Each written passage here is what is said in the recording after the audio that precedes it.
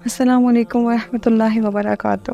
یہ دنیا مکافات عمل ہے، اور انسان اس دنیا میں جو بھی جرائم سر انجام دیتا ہے وہ اس کی سزا اسی دنیا میں بھگت کر جاتا ہے۔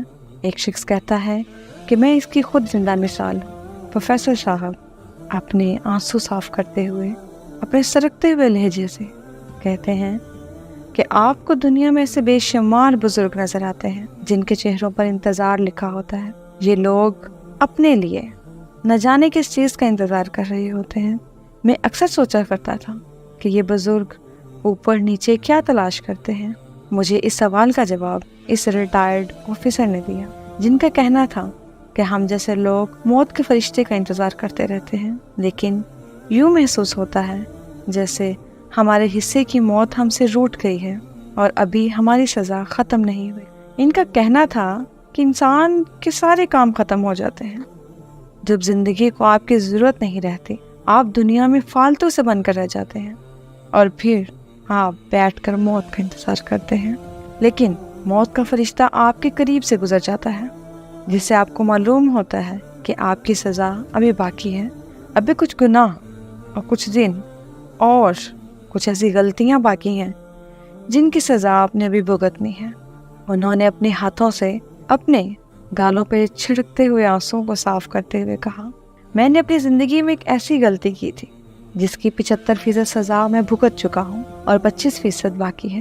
مجھے یقین ہے کہ جب تک میں یہ 25% سزا نہیں بھگتوں گا دنیا سے رخصت نہیں ہوں گا۔ چنانچہ میں روزانہ گھر سے نکلتا ہوں اور ایک پرانی کوٹھی کے سامنے بیٹھ جاتا ہوں اور شام کو اٹھ کر گھر واپس آ جاتا ہوں۔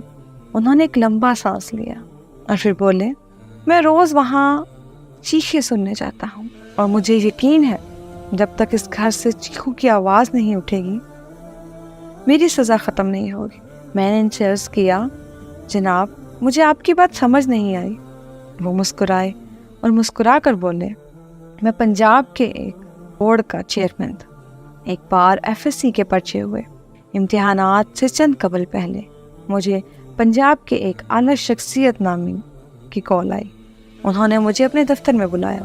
جب میں ان کے دفتر میں پہنچا، ان میں سے ایک نے اٹھ کر دفتر کا دروازہ بند کر دیا اور ٹیلی فون آف کر دیا اور میرے ساتھ آ کر بیٹھ گیا۔ میں حیران ہوا۔ اس کے بعد انہوں نے قانون دان کو بھی اپنے قریب بلا لیا اور مجھ سے کہنے لگے، ہم دونوں کے بچوں نے FSC کے پرچے دیے ہیں اور ہم یہ چاہتے ہیں کہ ان کے اچھے نمبرز آ جائیں اور وہ میڈیکل کالج میں داخلہ لے سکیں۔ میں نے ڈرتے ہوئے ان سے عرض کیا، میڈیکل کالجوں میں بھی وزیر اعلیٰ کا کوٹا موجود ہوتا ہے، اگر نمبر کم بھی ہوں تو بھی آپ اس کوٹے کے ذریعے بچوں کو میڈیکل کالج میں داخل کروا سکتے ہیں۔ وہ مسکرا کر بولے، ہم کر سکتے ہیں، لیکن اس سے سیاسی بدنامی کا خدشہ ہے۔ چنانچہ اس سیاستدان نے کہا کہ میں چاہتا ہوں ہمارے بچے اپنے میرٹ پر داخل ہوں۔ اس وقت میرا دل تھا کہ میں صاف صاف انکار کر دیتا، لیکن افسوس سرکاری ملازم بہت کمزور مخلوق ہوتی ہے۔ چنانچہ میں اپنی نوکری کے ہاتھوں بے بس ہو گیا اور ان دونوں بچوں کے تمام پیپرز ایک ایسے انسان کو بھیج دیے جس نے میرے کہنے پر ان کے پورے نمبرز لگا دیے۔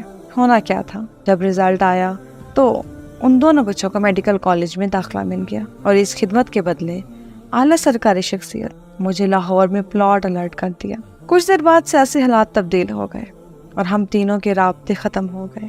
میرا بیٹا بھی نالائق تھا۔ میں نے سوچا کیوں نہ میں بھی اپنے بچے کے نمبر لگوا لوں، اور میرا بچہ بھی آخر اچھے نمبروں سے پاس ہو گیا۔ اس نے جیسے تیسے کر کے MBA کر لیا اور میں نے سفارش کے ذریعے اسے سرکاری نوکری کروا دی۔ اب وہ لاہور کے ایک ہسپتال میں ایمرجنسی وارڈ میں کام کرتا ہے۔ ایک دن اس کے پاس ایک ایکسیڈنٹ کیس آیا۔ اس ایکسیڈنٹ کیس میں درمیانی عمر کا شخص تھا۔ میرے بیٹے کو اس قسم کے کیس حل کرنے کا اندازہ نہیں تھا، لہٰذا زخمی وہیں دم توڑ گیا۔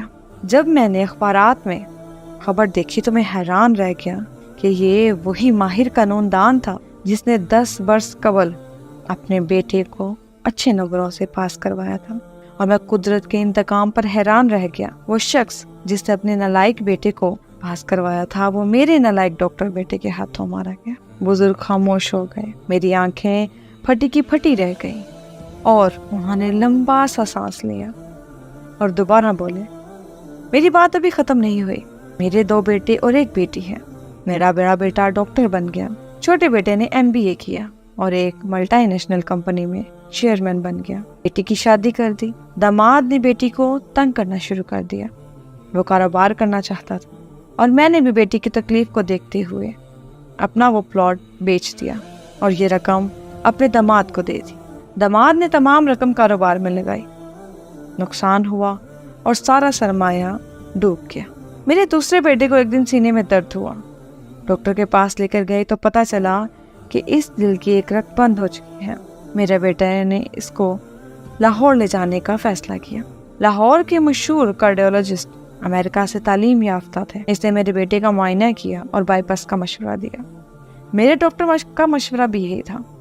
میں نے آپریشن کی اجازت دے دی۔ امریکہ سے آنے والے ڈاکٹر نے آپریشن کیا، لیکن میرا بیٹا آپریشن تھیٹر میں ہی دم توڑ گیا۔ جب میں اپنے بیٹے کی لاش لے کر باہر آیا تو میں نے اب اس ڈاکٹر کا نام پوچھا۔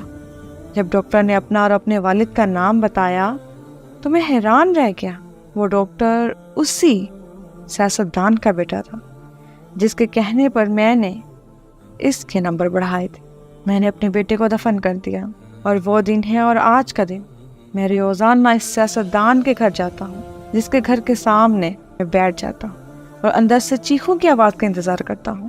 مجھے یقین ہے کسی نہ کسی دن اندر سے چیخنے کی آواز آئے گی، لوگ اکٹھے ہوں گے، اس کو غسل دیں گے، جب میں بھی سیاستدان کی لاش کو دھا دوں گا اور اس کے بعد میری سزا مکمل ہو جائے گی۔ وہ خاموش ہو گئے۔ اس جدید سائنسی دور کا فرد ہوتے ہوئے مجھے اس بزرگ کی باتوں پر یقین نہ آیا، لیکن اس کی آنکھوں میں ایک سچائی کی چمک تھی جس سے مجھے اس پر یقین کرنا پڑا۔ میرے بولنے سے پہلے وہ بہت بڑے اور یقین کے ساتھ بولے، وہ سیاستدان بھی کسی نہ کسی کے ہاتھوں اپنی سزا بھگتے گا، لیکن میں قدرت کے اس فیصلے کو دیکھ کے حیران ہوں کہ قدرت ہمارے گناہ، ہمارے جرم کی سزا ہمیں اس دنیا میں ہی دے دے گی۔ ایک مجرم مر گیا، دوسرا مر جائے گا اور میں ان دونوں کے مقابلے میں زیادہ معتبر ہوں گا۔ لیکن وہ 3 بیٹوں کا کیا بنے گا؟ آخر اللہ تعالیٰ نے ان تینوں کو کس سے بدلہ لینے کے لیے پیدا کیا ہے؟ ایک لاہور کے بڑے ہسپتال میں ہے، قانون دان کا بیٹا ملک کا مشہور کارڈیولوجسٹ بن چکا ہے، جبکہ سائنسدان کا بیٹا چوٹی کا سرجن ہے۔ یہ صرف میں جانتا ہوں، یہ تینوں نالائق ہیں اور ان کی مشہوری کی وجہ میڈیا اور سیاسی رابطے ہیں۔ چنانچہ میں اکثر سوچتا ہوں ہم تینوں مجرم کے اپنے جرم کا انجام پا چکے ہیں اور ایک نہ ایک دن مر جائیں گے، لیکن قدرت ان ڈاکٹرز کو کس سے انتقام لینے کے لیے بچا رکھے گی؟ ہم لوگ کس سے اپنی نالائکی کا بدلہ لیں گے؟ بزرگ خاموش ہو گئے۔ بے شک برائی کا انجام برائی ہے۔ اس لفظوں کے ساتھ میں آپ سے اجازت چاہوں گی، اس امید کے ساتھ یہ ویڈیو آپ کو پسند آئی ہوگی۔ آپ کی خدمت میں حاضر ہوں گے، تب تک کے لیے اللہ حافظ۔ اللہ تعالیٰ آپ سب کا حافظ و نگہبان رہے۔ جزاک اللہ خیر۔